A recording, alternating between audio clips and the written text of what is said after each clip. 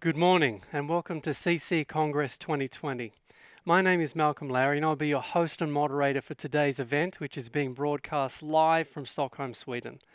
This event is brought to you by CECE, the Committee for European Construction Equipment, and SACE, the Swedish Association for Construction Equipment.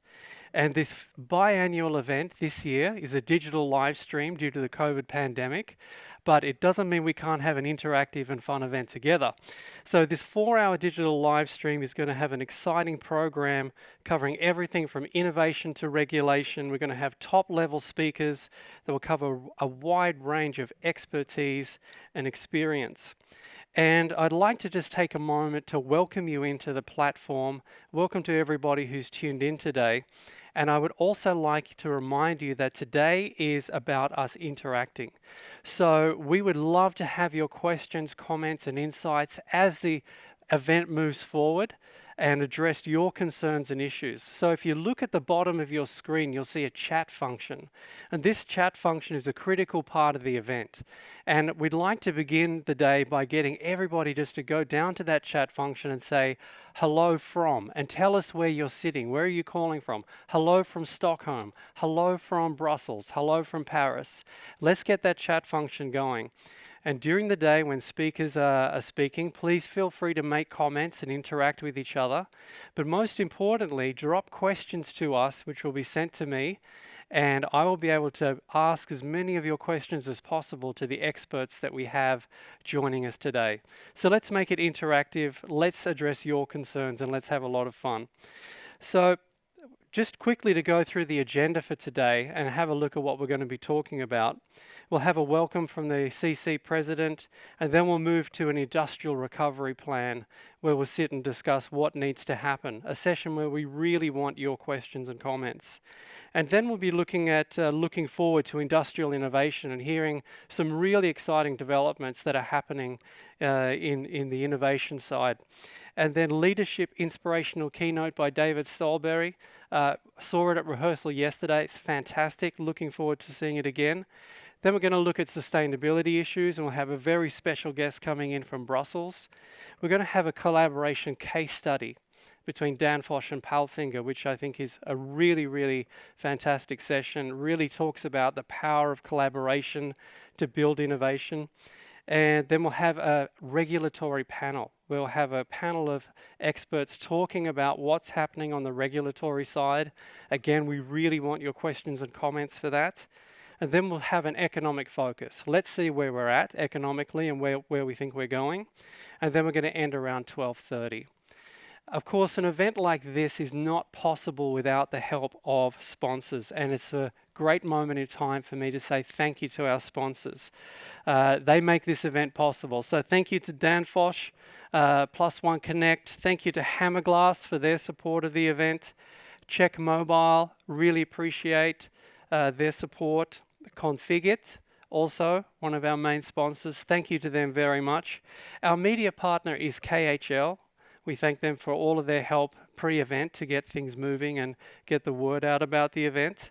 And we also want to say a very special thank you to all our exhibition partners. The exhibition industry's had an extremely difficult year with many, many trade fairs being cancelled. So we'd really like to thank Intermat, Bauma, ConExpo, ConAg, Samota, M&T Expo.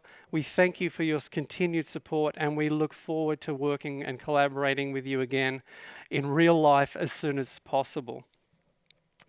So just before we move forward, I just want to remind you one more time, some people who may have come in a little late just joining us, please use the chat function to communicate with us, to drop comments, to have a little communication with each other. So just scroll down to the bottom of your screen and say hello to us. Say hello from. Where are you calling from? Where are you watching from today?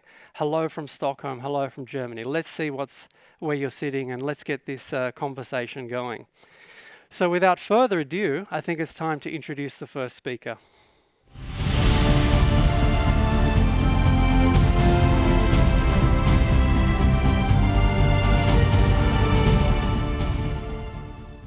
Great. Time for building trust, which means it's time for me to introduce CECE President, Niklas Nillroth. Thank you for being here, sir.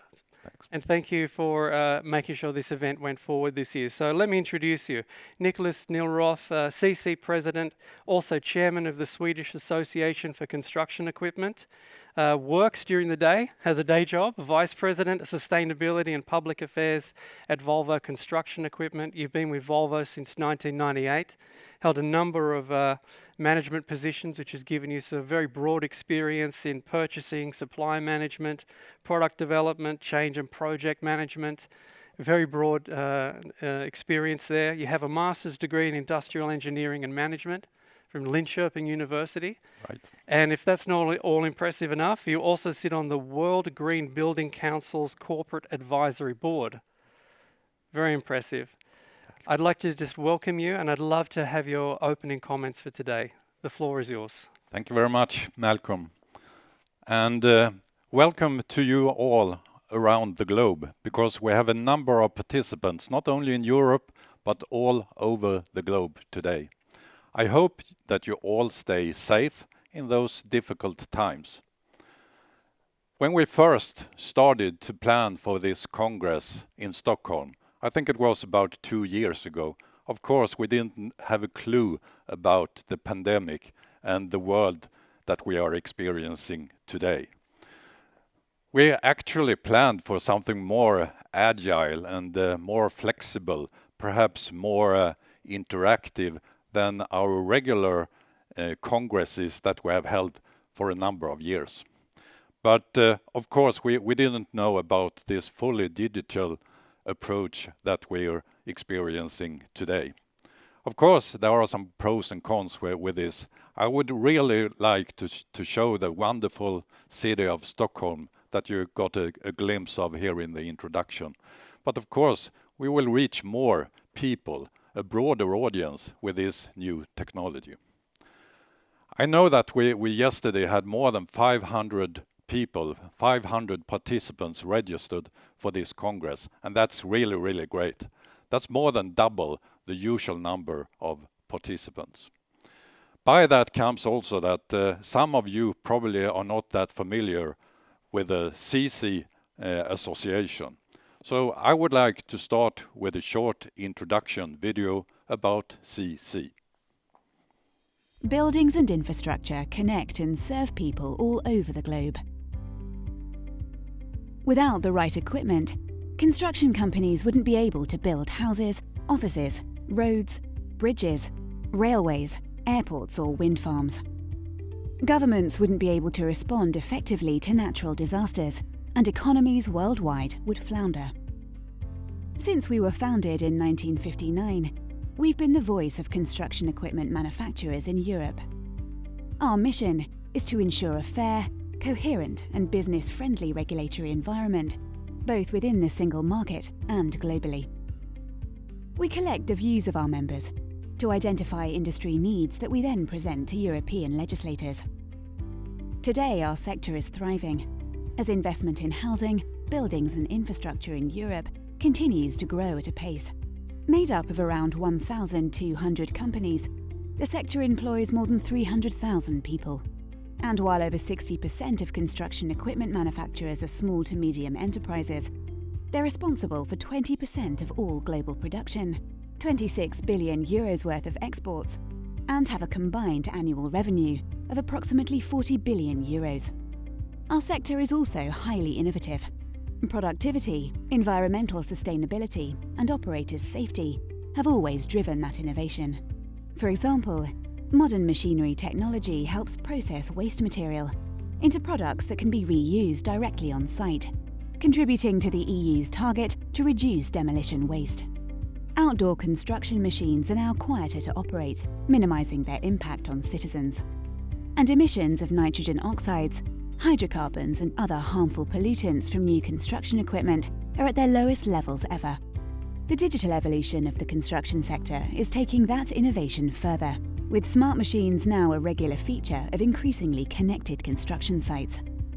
Societies rely on construction to grow and prosper, and the construction industry relies on access to the best equipment. Our sector provides the tools that make our everyday lives possible.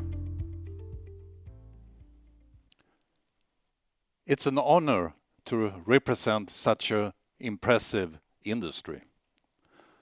And as you understand, we have a broad number of activities within our scope. We have a few high-level objectives or focus areas within the CECE organization. First of all, our aim is to improve the market condition and also sustainability and productivity within our industry. We also stimulate the technology progress within the industry and maximize our members' contribution to the European society and economy. We also represent the European construction equipment industry globally in collaboration with our peers in Japan, in India, in North America, in Korea, and in Brazil, for instance. But going from those high-level objectives or those high-level areas to be more tangible and concrete, what's the hot stuff? What's the hot topic of today within the CE industry in Europe? Well, as we're part of the society in as a whole, of course, the mega trends like sustainability and digitalization is key also for our industry. As an industry organization, competitiveness and trade is also, of course, also on top of the agenda. And as some kind of umbrella tying this together, I would say that innovation is trust is always there. It's in all part of our work. And that's one of the reasons, or the main reason, why the theme of this Congress is building trust, enabling innovation. And I would really like to elaborate somewhat in this theme. To some extent, my personal reflections in terms of trust and innovation. It's for sure that the current development in our industry and the society as a whole is really the most transformative phase that we have ever experienced. In terms of technology development, I've already mentioned digitalization. We're also talking about connectivity, electrification, and of course also autonomous solutions. The speed of this acceleration is then also impacted by COVID. And I think it's a good example with this Congress of today, where we are going from a regular face-to-face in-person Congress to a digital approach just with a notice of a few months. The European construction equipment industry has for decades been leading in terms of technology development. And we are committed to stay in the lead also in the future. But I believe we to some extent need to change, or we need to further strengthen some areas in terms of collaboration and really understanding the complete value chain and our role in the society to really leverage on those new technologies. Not the least because competition from other areas of the world is for sure stepping up. To keep this and strengthen the leadership, I believe we need to open up towards our clients, our customers in the value chain, but also towards our suppliers, to really understand the needs of the future products and solutions that we can help to provide to our customers. We also need to understand the supply base competence and resources which can help us to reach those productivity and sustainability improvements that we need to reach. I think also that we need to strengthen further our collaboration with academia. I think this is a piece of the puzzle which will become more and more important for the future. And of course, also to work extremely closely with policymakers, because we're talking about a lot of standardization within our industry as a whole. Through this and through delivering on our commitments that we make in those collaborations in the value chain, in the society, by this we will build trust. And in the next step, that will then enable innovation. And innovation should add value per definition. And not only for us as OEMs or an industry, but for the whole society. I think we're coming very much into the thoughts and approach of sustainability, which becomes more and more important within Europe. So building trust, enabling innovation is the theme of today's Congress. Also from my side, I would like to thank all our sponsors, our exhibition partners, and also our media partner KHL for a great collaboration and a great support to the CECE Association. I really hope that we will soon have COVID behind us and that we can meet in person, face to face, perhaps in one of those great exhibitions, but perhaps also in our CECE Summit that will take place next fall in Brussels. I really hope that you will enjoy this Congress and that it fulfills or even exceeds your expectations. I finalize with a theme again: building trust, enabling innovation. Let's have fun. Great. Thank you so much for your opening remarks, Niklas. It's wonderful to have you here. And I just wanted to ask you a question. As the presidency of CECE falls on Swedish shoulders at the moment, that means that Sweden is the person that hosts, or the association that hosts the event. Yep. On behalf of CECE. How important did you feel it was that the event went ahead this year, even if it had to be a digital one? Well, as I mentioned, we started this planning process a long time ago, probably 2 years ago. And it was never an option to cancel this or delay, because I really believe that our industry needs this kind of Congress, not the least in those difficult times. So it was not about cancel or delay, it was to transform to a digital format and actually broaden the audience that we have today. Fantastic. And I really appreciated your opening remarks. I think a lot of the numbers in those in your presentation really show how big this industry is.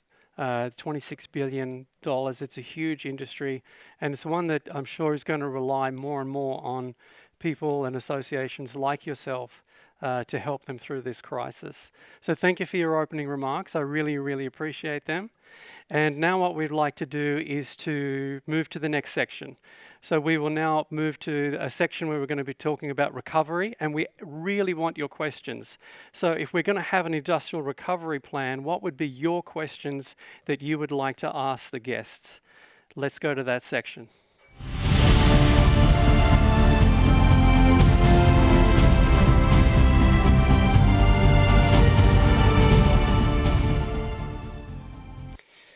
Okay, here we are in the CECE Lounge. I'm very happy to be here with you. And we're going to be talking about industrial recovery. Again, thank you for your opening comments, Niklas. And we have another guest with us, Riccardo Viaggi, the CECE Secretary General. Welcome. Morning. So let's go through your bio. You represent construction equipment sectors towards the EU institution, and you manage the Brussels office, an experienced EU governmental affairs professional. You've got 8 years as a Secretary General for the European Builders Confederation, for example, representing 20 affiliate partners for them in Brussels. And during the time you were with the EBC, you actually were the initiator of some very successful projects around energy efficiency, renewable sources, social dialogue, the mobility of youth and apprentices. So a lot of experience. You have a master's degree in international relations and diplomacy from the University of Bologna, which I believe is your hometown. Indeed. It is. But you've been in Brussels for almost 14 years. almost 14 years, doing the hard work at Brussels. Look, I just wanted to kick off with a question, and please, a reminder to the audience, please start sending your questions to us via the chat function so that we can bring them to the experts here. Recovery after COVID requires money. What is the EU doing in that respect? Well, I have to say that in my experience in Brussels, I can say that the COVID response, the after-COVID response from the EU was made of certain historical points, and one of them is the creation of the Next Generation EU fund, which is made of 750 billion euros of fresh money. Wow. Most of it some of it in grants, some of it in loans from the EU. And this was indeed an historical moment, because this is the first time that the EU will really go out on the financial markets and raise that type of capital that will then go to the member states. What is also very relevant in this case is that these sums, this money, will really go to finance projects that on the ground at the national level, local level, and regional level will really deliver, or should really deliver, growth, jobs, infrastructure investment. And that's where we, of course, focus ourselves. We want to prioritize construction, infrastructure, energy renovation as those areas which we know are labor intensive. They create, as I said, jobs and growth at the local level in the SMEs that make the bulk of the construction industry. So that's really where we see that recovery going, and that's what the EU has delivered in the last few months.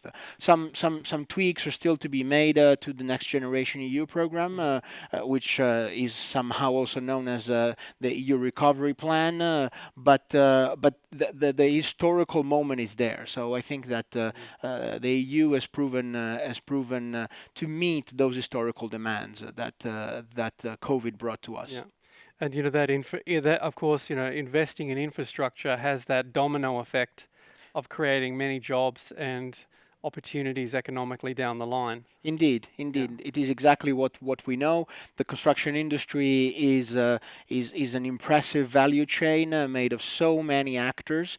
The construction industry in Europe employs in excess of 20 million people. Wow. It is one of the largest employer. It is one of the largest industrial employer in the EU, and it is really made of so many professions and professionals, companies, consulting companies, and of course also construction machinery manufacturers. So let's say the drop down ability of an investment in construction, the multiplier effect of investment in construction is well known by economists. So by financing construction, be it infrastructure, be it housing, be it commercial buildings, you really always have a multiplier effect on the whole economy. Niklas, you mentioned in your presentation how many, was it 60% of manufacturers in the construction equipment industry are small to medium enterprises?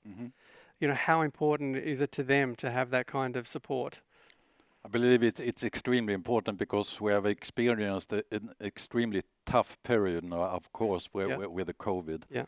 We can see in some markets some recovery, but still the level of uncertainty is so high, and I think uncertainty in generally is something that is not positive to our industry. Yeah. So all kind of support and incentives like the ones that Ricardo mentioned is of course extremely important. I would say both for the small ones and the bigger ones. Yeah. What role do you think digitization is going to play in this industrial recovery? I think it's extremely important because there are two specific areas that are addressed by the EU.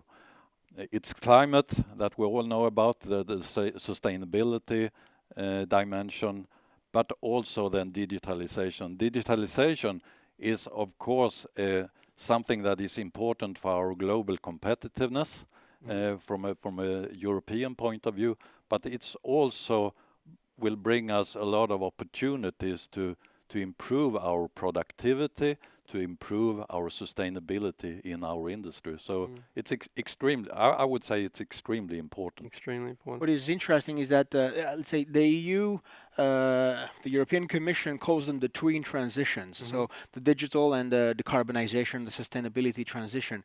And they go hand in hand in the sense that they're also complementary.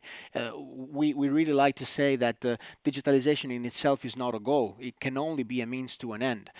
Transformation, digital transformation of economies, of industries, can only work if it serves a specific goal. So that's why they go hand in hand in order to reach sustainability goals in all areas, or in order to reach the decarbonization goals. We know that digitalization, digital transformation, digital tools, connectivity, telematics, automation really are those tools that can make us get there. And those are the ways the European Commission is willing to support industry, also with a renewed industrial strategy, which is also a key word in our opinion for the post-COVID recovery. And the European Commission had presented already an industrial strategy at the very beginning of the year. They realized that industrial strategy pre-COVID it does not fit the reality anymore. So there was a major announcement by the President of the European Commission during her State of the Union address in early September, where she said, "Okay, we will revise that strategy." And that strategy still has some of the tenets, some of the keywords that they already used at the beginning of the year, but it will, and it has to, it's not yet published, it has to take into account the new reality of COVID. And this is what we would like to accompany as a debate in Brussels, as an industry organization, together with our partners, together with our sister associations and organizations, and of course with the support of our membership, in order to make sure that this post-COVID recovery is not business as usual. It really is something different. Yeah, we need to step to a new reality rather than try and get back to the one that was, because it's not coming back, right? Indeed. One of the things I'd really like to ask the audience to put in the chat window is tell us what your concerns are. What is your biggest concern about the industrial recovery? What is your biggest concern from your position in the audience? And send those through to us via the chat function. I'll bring them to the panel. You mentioned carbon emissions. And I'd really like to understand a bit more about how does CECE try to ensure that all of the aspects of sustainability are taken into account? Well, all the aspects of sustainability are three facets. There's the environment, there is society, and then there is economy. And we try to make those three facets of sustainability come together. And what we always, let's say, campaign is for those elements coming together and not hurting each other. When, for example, we talk about economic sustainability, is to have sustainable growth, and is not to create bubbles, is not to create the condition for the next crisis. So that's really the economic sustainability angle that we also preach, and that is those are the elements that we try to bring to the debate when we discuss, for example, in Europe, the European Green Deal, which is the cornerstone of the EU policy for sustainability. Yeah.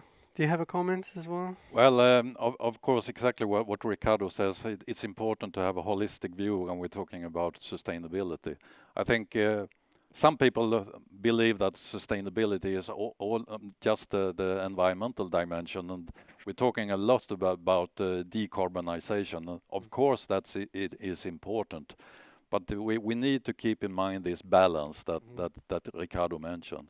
I also think to be more tangible in terms of our OEM's roles, I think going into the different technologies that we believe can improve the situation, it's not a quick fix, because it's a complex system with, of course, fossil fuels that is dominant today, but also the complete solutions with the end-to-end value chain, which I to some extent also addressed in the opening speech.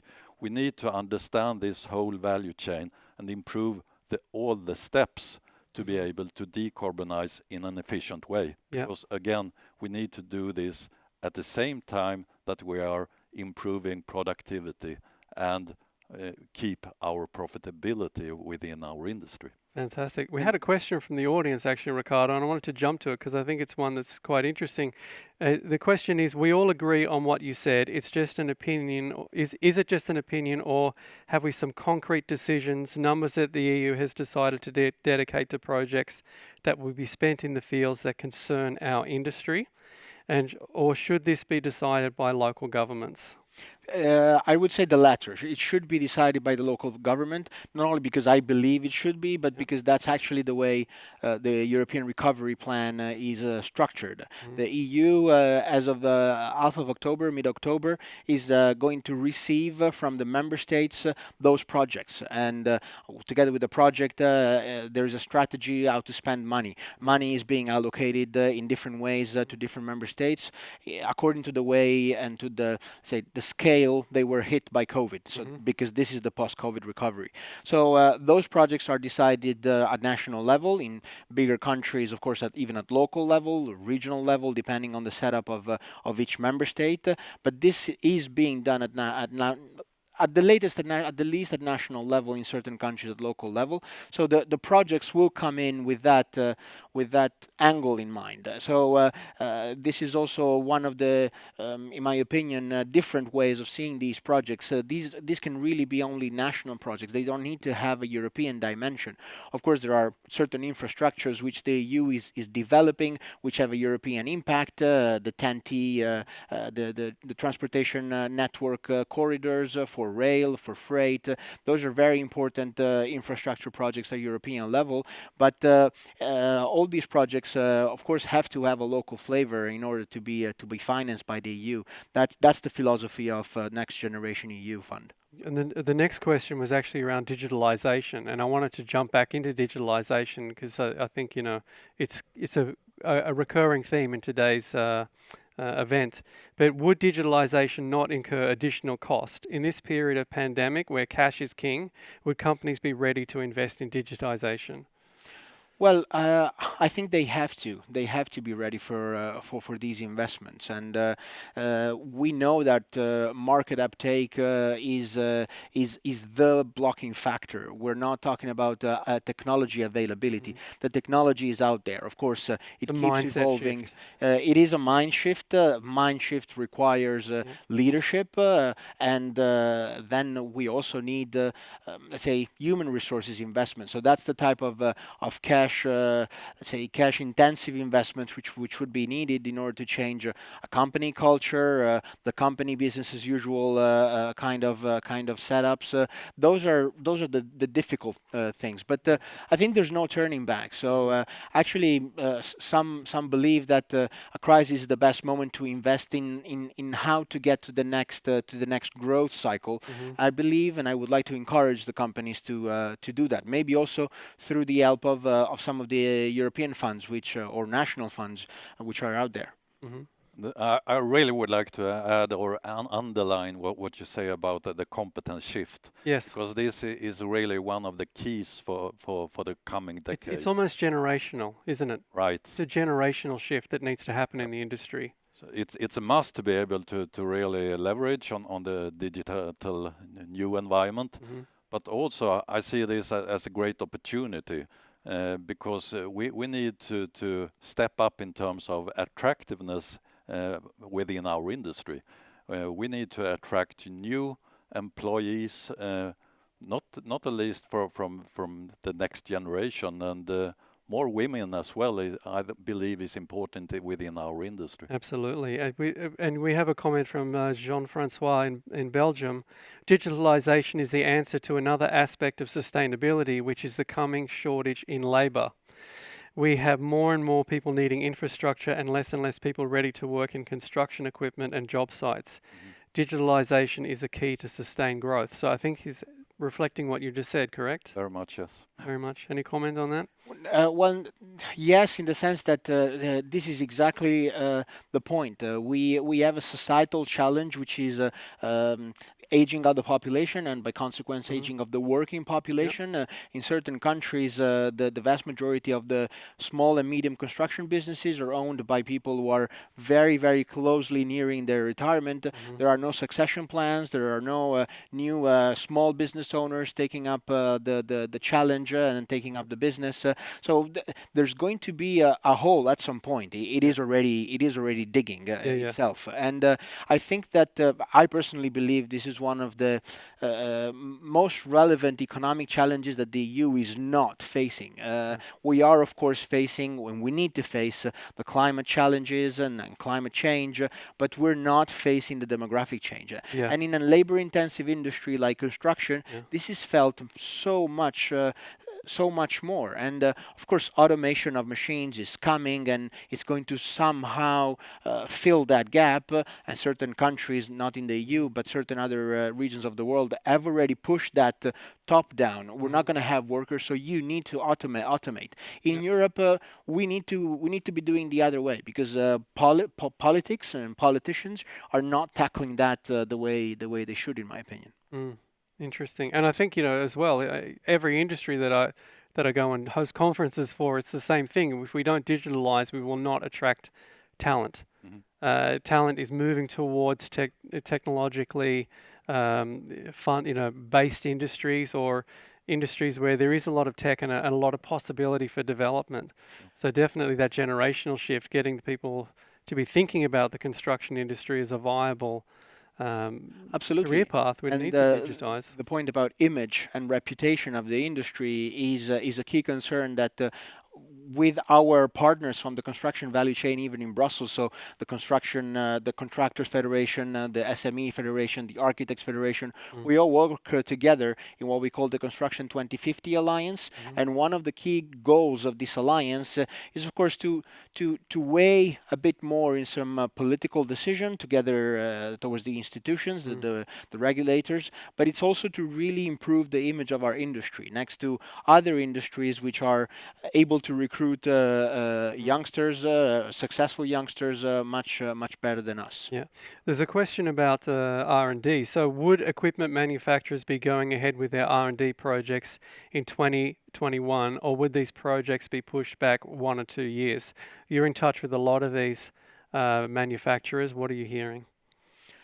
Well, it's a difficult question because, of course, the panorama out there is so diverse. We represent an industry of roughly 1,200 companies, and so every company has its own strategy with regards to R&D. Again, I believe that the crisis is the best moment to really plan for your next growth cycle, for your next generational cycle. I believe that those R&D projects should keep going on, and actually even relaunch them if they were stopped or put on hold for a while. And again, public funds can help in bridging certain gaps, most of all for small and medium companies. This is really what I believe could represent the growth factors for the future. Mm. I know you're going to have some impressive CEOs later on your panel, and maybe that question can be even better replied by CEOs that you'll have in the program.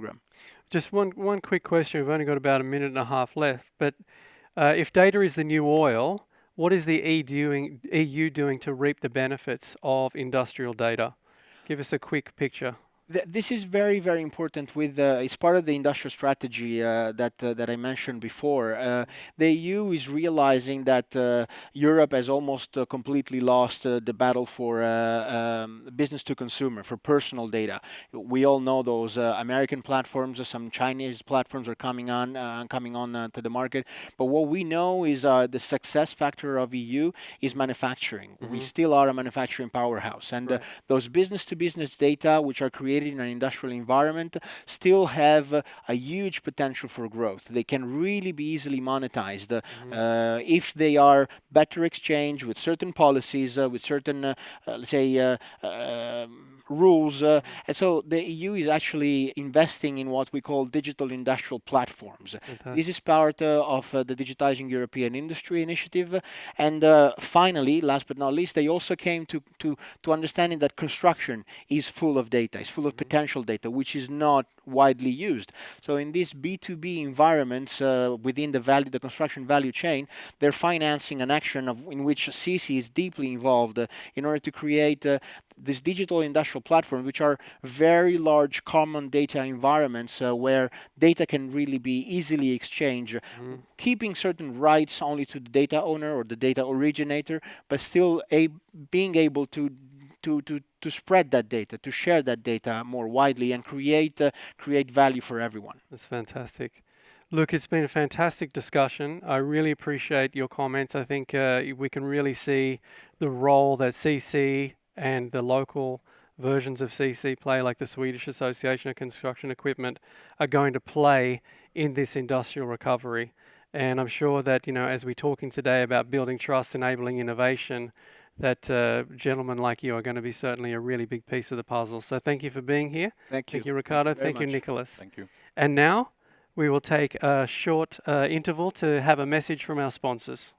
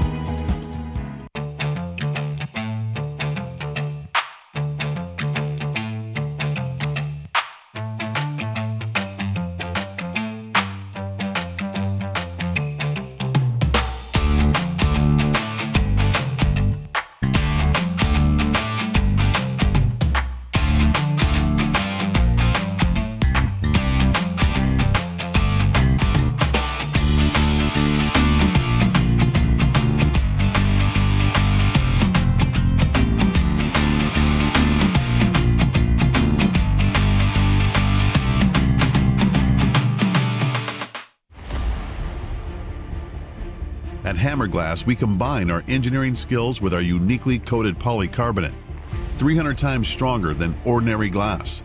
Our tailor-made glazing solutions for construction machinery cabs will have a huge impact on any business, because no broken windows means no expensive breaks and no unexpected downtime. But at the end of the day, we are all about cab security and about you coming home safe after work.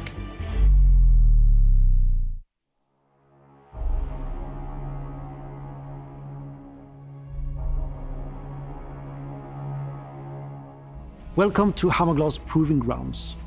This is where we conduct most of our tests on our products. My name is Bengt Nilsson. I'm the CEO of Hammerglass AB in Sweden. The most important thing for us at Hammerglass is that you come home safe after work. That is why we put a lot of time and effort into rigorous testing of all our glazing solutions. We're gonna let our force loose on a cabin dressed in Hammerglass. We're gonna start out easy and add pressure during the show, so please stay with us during the whole test.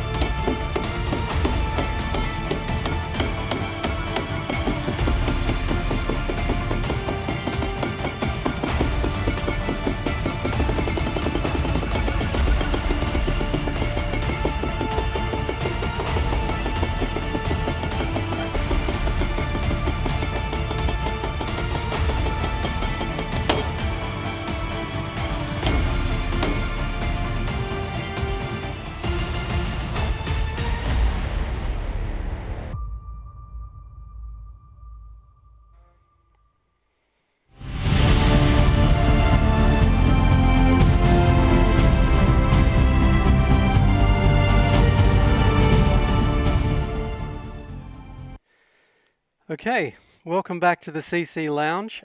Joined here now to talk about looking forward and the innovations that we can expect coming in the industry. And I'm joined here with Anders Gustafsson and Lars Lindahl. Great to have you with us. Let me introduce you.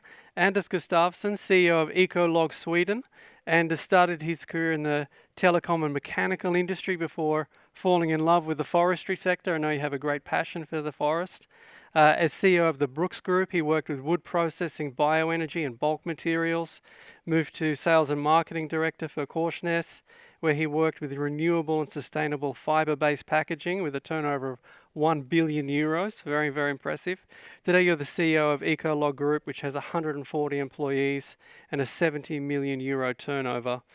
And we're going to have a look at your highly efficient, sustainable machines.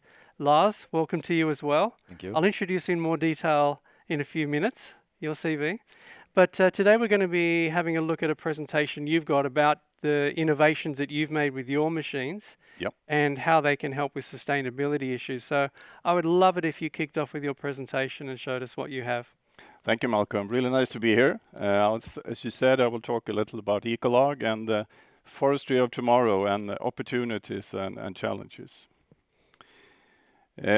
Just some briefs about Ecolog. The first machine was produced in 1960s. Obviously not under the brand of Ecolog, but still in the same facilities as we are today, actually, in the beautiful mid part of Sweden called Söderhamn. We have sales in 25 countries, turnover of 70 million euro, and 7 harvesters and 6 forwarders. And let's look at a video just to illustrate how these machines works in real life.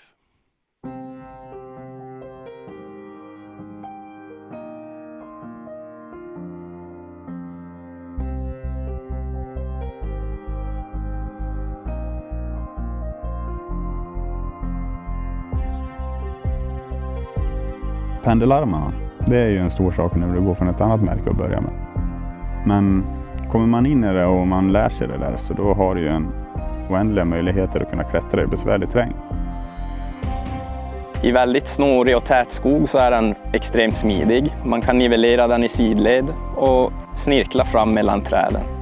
I brant terräng så är pendelarmsystemet också väldigt bra. Man kan hissa upp maskinen, nivellera fram den så den alltid står plant och rakt. De bästa egenskaperna med Ecolog är väl på skördarsidan pendelarmstekniken. Och när man ska använda den så har man mycket vunnet där på stabilitet och framkomlighet. Det i kombination med de starka kranarna så blir det väldigt produktiva maskiner. De är ju väldigt driftsäkra och starka. Stark kran som orkar med, det finns kraft så det räcker till. Så får man in den där riktiga snitsen, då blir man överjävlig med en sån där maskin. Tidigare här i företaget har vi kört ett annat skogsmaskinmärke, men med Ecologen har vi ökat produktionen med cirka 20%. När det gäller produktivitet så finns det inget annat märke som kan matcha den här, tycker jag i alla fall.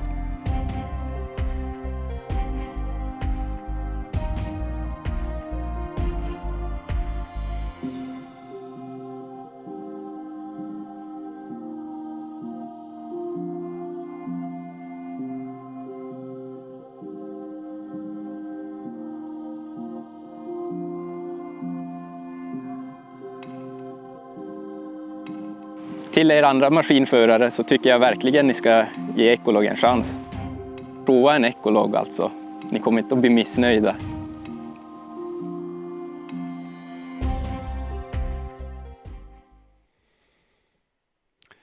So that was an overview of forestry today and what our machines can do. And this is a slide actually to show what you really can do with the machines.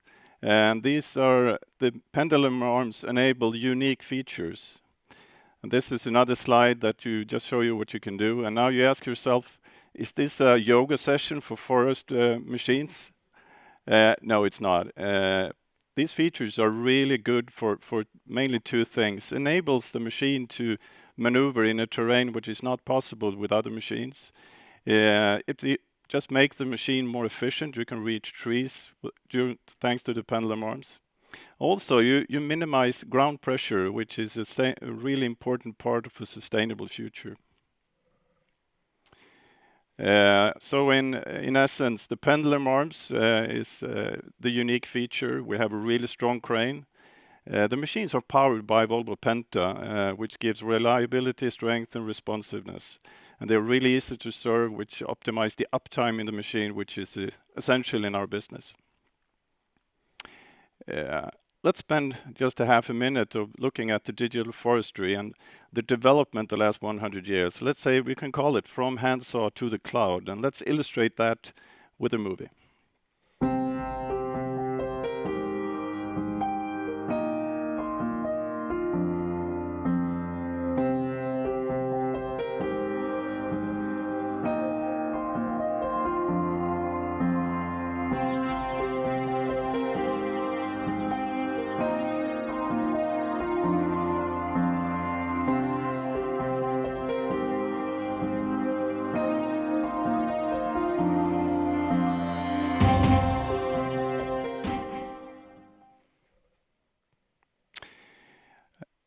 This is a machine from 1964. It's actually one of the first Ecolog machines that were produced under the brand of Kockums.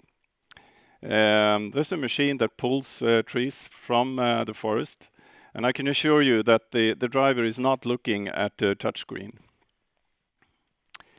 But the driver today is actually looking at touchscreens. He's surrounded by complicated and computers that helps him do a really good work.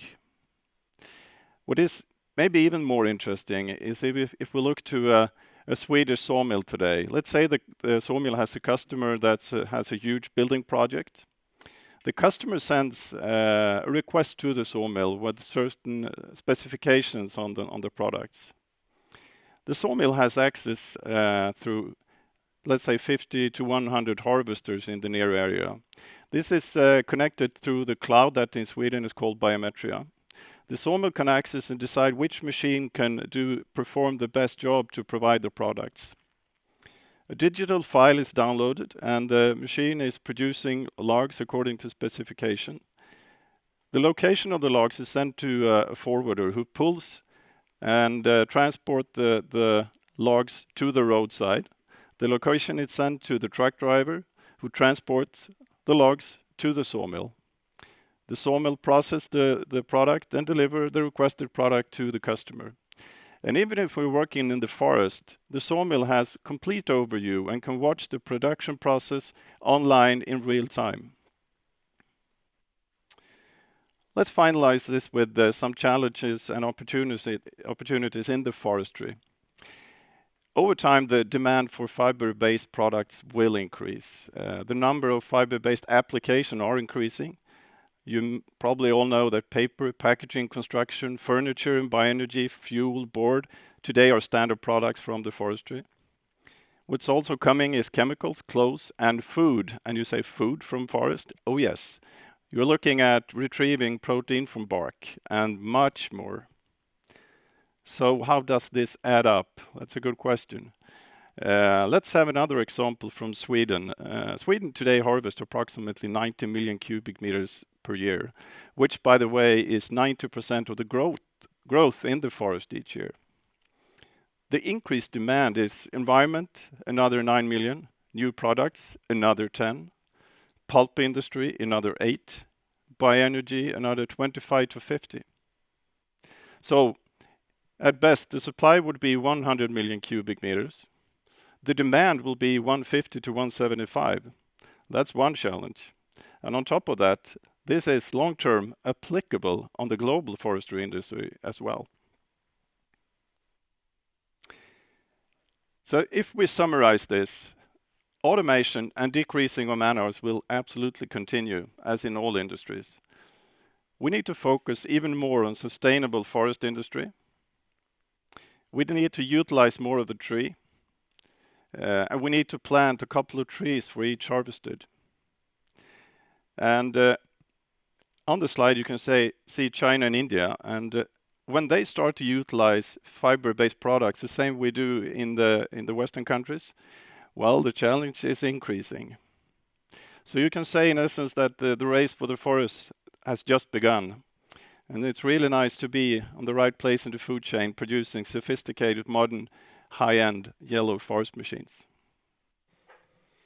Thank you for that presentation. One of the things I think is really fantastic, when you see those machines, I really liked when you talked about, the ability for the machine to balance. Puts much less pressure on the ground. Yeah. So you could imagine a machine that's on its side would be sliding down, tearing the ground, tearing up the root system. Yeah. Really interesting. One question I have, we've discussed before the event, you have a real passion for forestry. It's, your heart's there and everybody can feel that when they're around you. But does working on these innovations make you feel more hopeful that the forestry industry can remain sustainable? That's a good question, Malcolm. And we see this development moving on out to the world. There are three things we need to do. As I said, we need to plant new trees when we harvest, but also we need to conduct more thinning all over the world, because thinning is important for many reasons. One is that the growth is much higher. What is thinning for the audience? Thinning is when you cut out you plant more trees than you can harvest in a final felling. Yep. So after a few years, after let's say 10 to 20 years, you start thinning, taking out a couple of trees. Every second one, and you do that 3-4 times depending on where in the world you are. And those thinning material is mainly for the pulp industry, but it also enables high growth in the forest. Right. It also decreases the risk for burning forest, and you can see that all over the world today, a risk of the danger with burned forest. And the third one is to retrieve and collect the branches when you do the thinning, because the branches are two things. They are fuel for fires, but they also energy that we need to use for a sustainable future. Interesting. Yeah. The challenge is your question: will this work out throughout the world? Well, it's a matter of knowledge and money, because to perform sustainable forest industry, you need money. So investment is the key source to be able to see the sustainable forest industry over the world. Thank you for your presentation. Thank you. Last time to bring you into the conversation. Thank you for your patience. And let me introduce you, Lars Lindahl, CEO of Hudig AB. You've been working with the heavy equipment industry for 30 years. After graduating with a master's degree in mechanical engineering, you worked with Ericsson Radio Systems and then at Engström and Nilsson Machine, which was the Swedish Caterpillar dealer. And then when Caterpillar Forest Products acquired Skogsvan in 1997, you were recruited as the operations manager.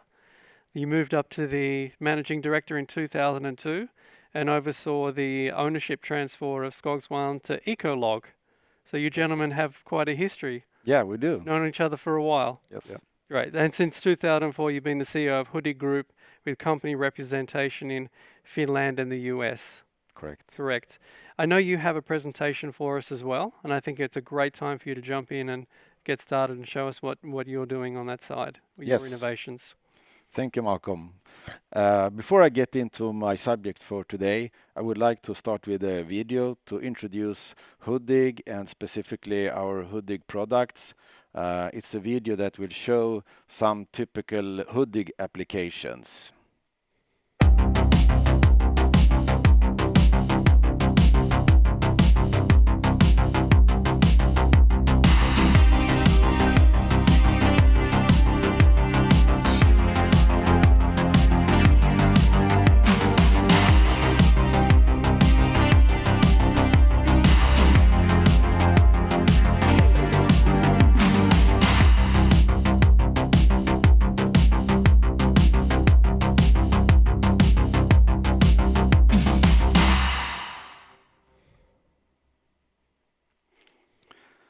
Today I will talk to you about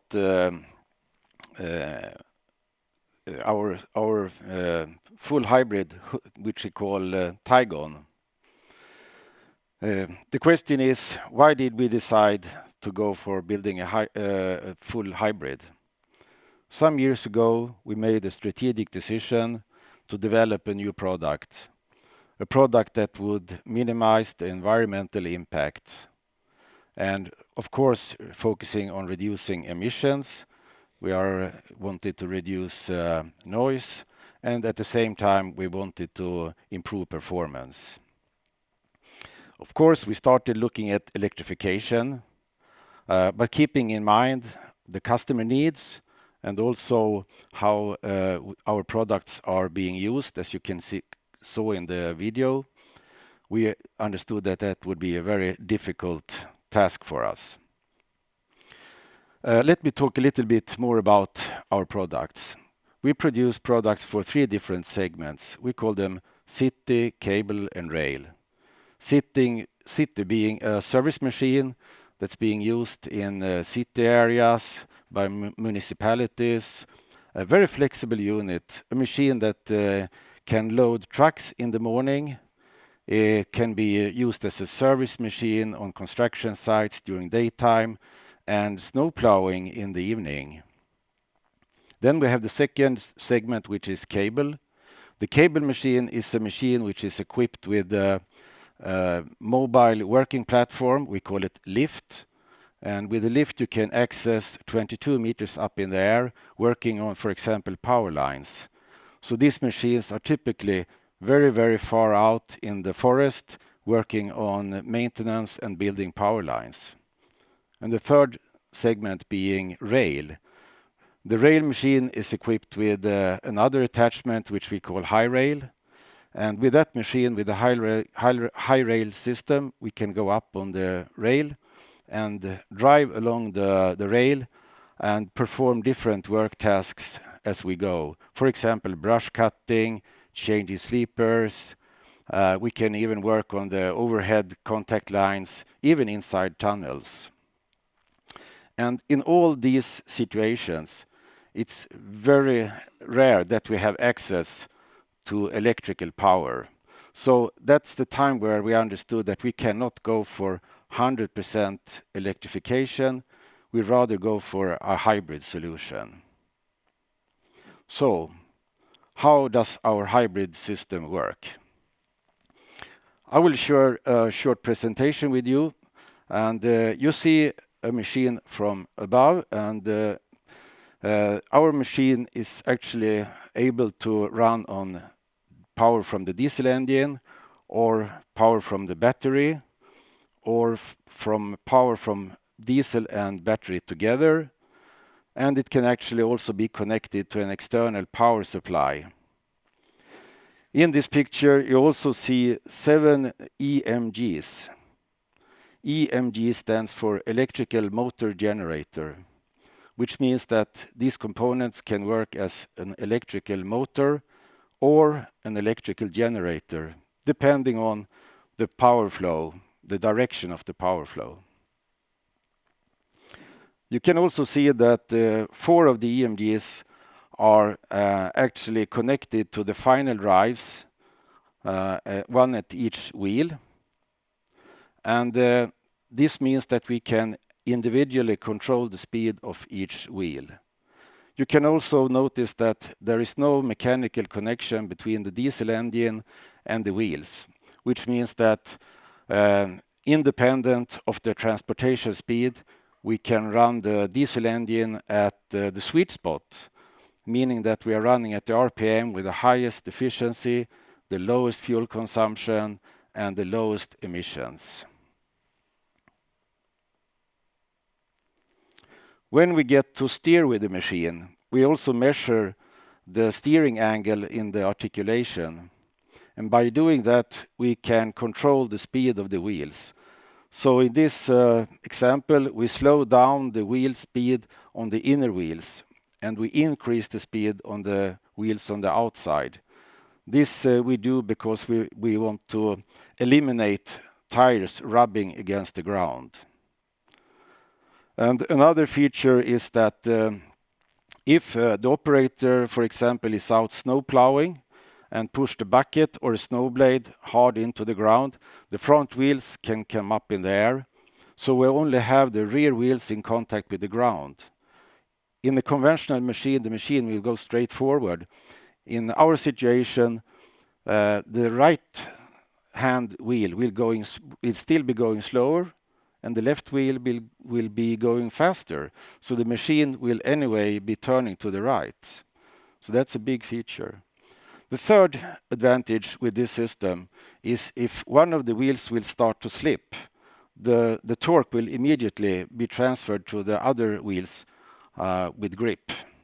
So here we have developed a software differential for optimized traction.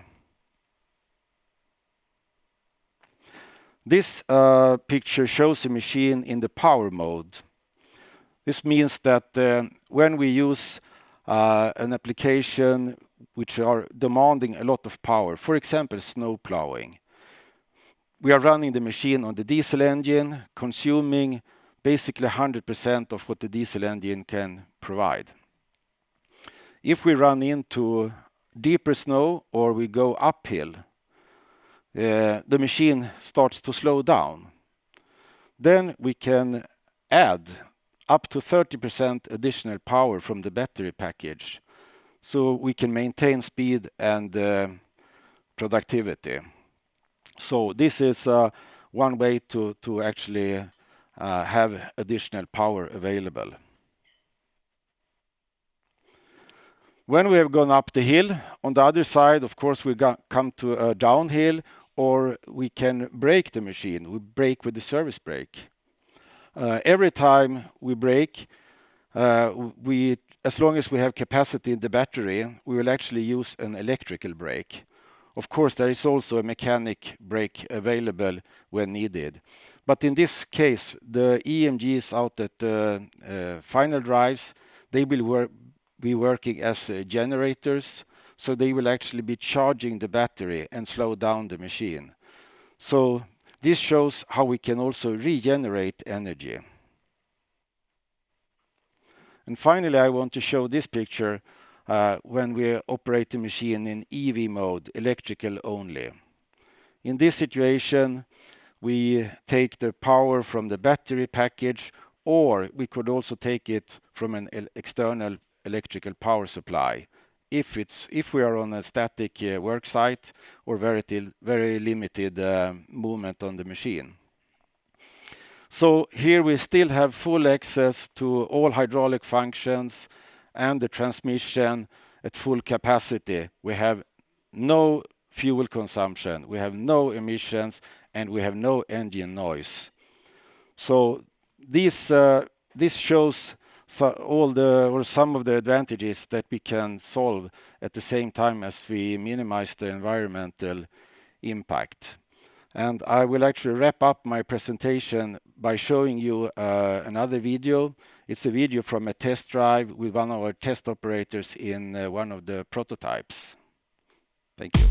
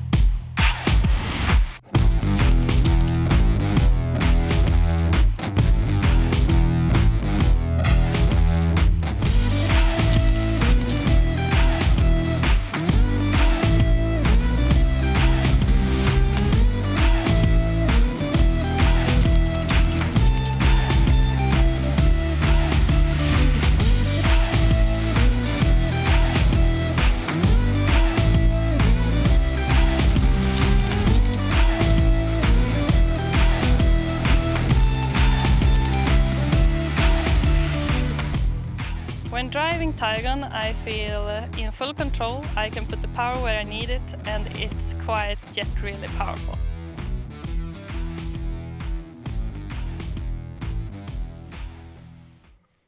Great, thank you, Lars, for that presentation. Such an interesting innovation in the machine. There's a lot of advantages we can see. Obviously, emissions are the first obvious one that comes from a hybrid, and of course, and then the issue with traction again, not damaging the ground, is a critical issue. when it comes to construction, forestry, etc. But look, the hybrid model has been in the automotive industry for over a decade, at least, if not more. So I'm really curious if you can give me some background on the development of this machine. Yeah, actually, we started to build a first concept machine. We showed the first concept machine 2015. That was built on components, standard components, not really designed for this industry. But since then, we have been developing several components together with some of our suppliers, cooperation. And for example, we have developed a new type of final drives. We have developed the EMGs with their control system. We have developed also a battery package. We have actually, over these 5 years, we have changed the chemistry in the battery. We have also designed a liquid cooling system for the EMGs and the battery. And there are many things. We actually have now a stage 5 engine in the machines, and we have during this process also rotated the engine 180 degrees for better serviceability. So during this time we have done a lot of improvements to the product, and now we are ready for the pre-series. Yeah. And one of the things I'm really curious about the development was, were you getting demand from the marketplace to build something like this? Were you getting requests from the marketplace? Yes, we are getting a very big interest actually. Yeah. We have done over all this period, but of course there are some companies that want to be first with this type of project because they focus a lot of the environment and sustainability, as we do. Yeah, so we have a question from the audience, which is, are customers willing to pay for a machine that's both diesel engine and electromotor? Yeah, well, of course, there is also savings to be done. You have savings in fuel. Yep. You also have a higher productivity, of course, but also the end customer who is paying for this, they probably would have to pay a little bit more of course, in the beginning here. Yeah, yeah. But over time, also the cost of the components will go down as the volume goes up. Yeah, and one thing that I can see is a lot of companies also have green policies that they have to be seen to being environmentally friendly. They have their corporate sustainability, corporate social responsibility, sustainability policies. So they also need to be seen to doing things, and they do see that investment as a win for them, not only on the productivity level, but also on a brand level. Sure. And I think you'd agree with that companies need to be showing the public that they are environmentally aware and environmentally friendly. Yeah, that's true. Yeah, that's also a key factor. But not only that, it all comes together. They need to see better the improvement in the performance as well. So that there are many interesting things. And it's also always the end customer, the consumer, who makes the decisions when they choose products. If the consumer is asking for 100% sustainable products, we'll go through the production process and we'll come back to your machines and our machines. I wanted to jump onto digitalization because it's been a theme. It's going to be a theme throughout the day. It's already come up a couple of times, but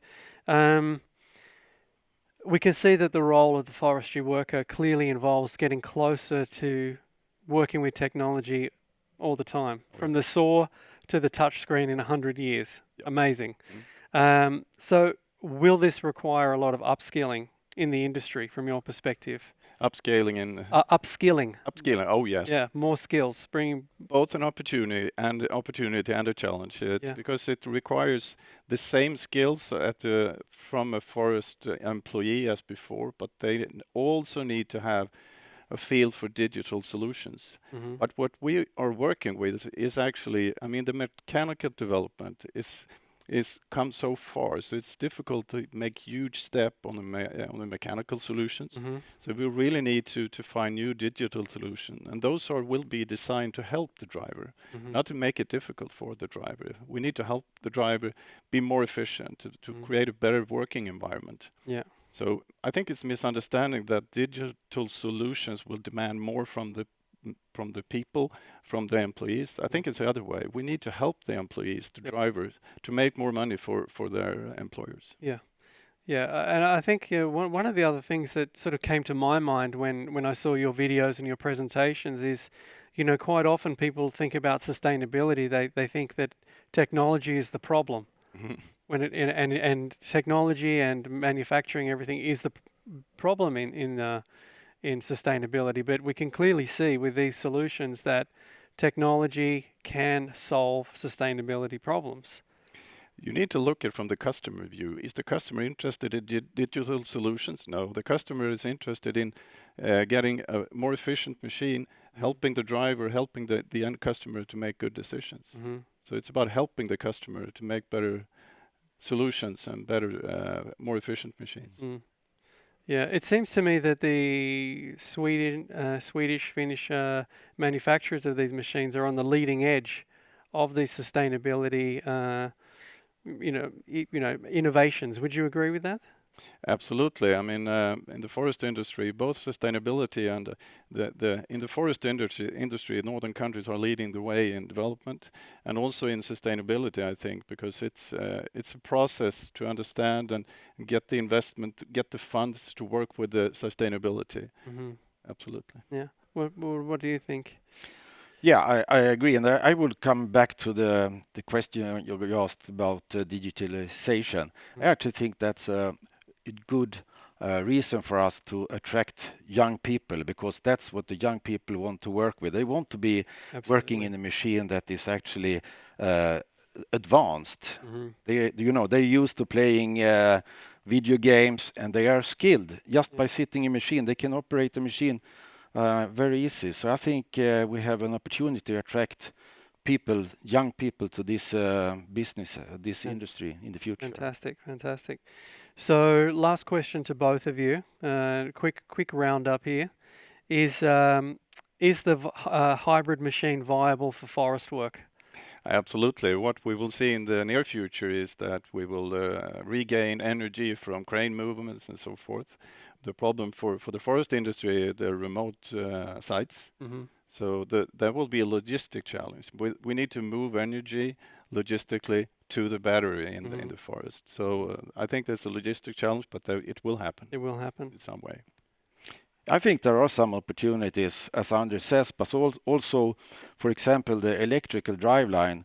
Just by the electrical driveline, we save 25% of energy consumption. So, just to make the product more efficient, that's a part of. How far away are we from a fully electric machine? Well, obviously we have fully electric machines in the business, but I think that that will definitely be a second step for us, because at the moment it's not actually possible, because you see the applications. We are so far away from electrical power, so the outlets to have it available to charge the machine. As soon as we can move energy in a sustainable way out to remote sites, we will have fully electrified machines. Fantastic. Well, that would be a fantastic innovation, and thank you, gentlemen, for coming here and sharing the technological innovations that you've created to help make your industries more sustainable. Much appreciated. Thanks for Anders Gustafsson, Lars Lindahl, thank you very, very much. Thank you very much. And now we'll have a short announcement from our sponsors.